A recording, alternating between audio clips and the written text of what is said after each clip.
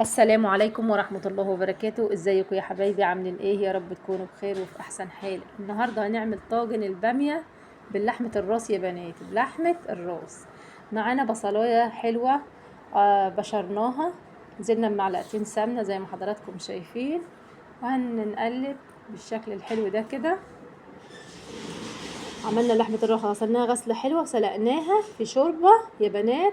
معانا فلفل اصفر وفلفل اخضر، غسلناها غسلة حلوة وسلقناها في الشوربة علشان هنسويها اكتر من هنسويها في الشوربة، وبعد كده ننزل بيها مع البامية. وادي معانا الصلصة الجميلة اللي انا عملتها معاكم اهي، نزلنا بيها على البصلة اهو بالشكل الحلو ده. شايفين البامية دي يا بنات اللي انا عملتها معاكم، خزنتها معاكم. معانا فلفل اسمر ومكعب مرق، ومعانا بهارات اللحمة اهو بالشكل ده كده، ونص معلقة كمون وملح. هنظبط الملح اهو. هنسوي البامية. شايفين البامية خضرة وجميلة ازاي اللي انا عملتها معاكم، خزنتها معاكم.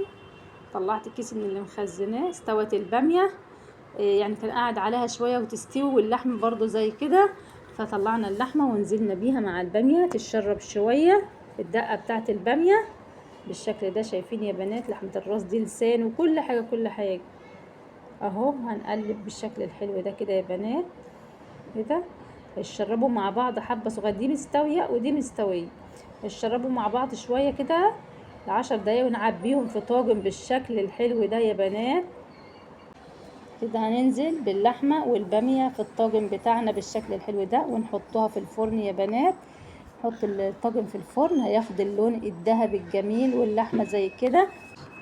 وبعد ما طلعت من الفرن يا بنات والله الطعم خرافة. قدمت جنبها رز بالشكل الحلو ده اهي، واللحمة دايبة والبامية وكل حاجة حلوة. يا ريت تجربوا طريقتي مش تندموا ابدا.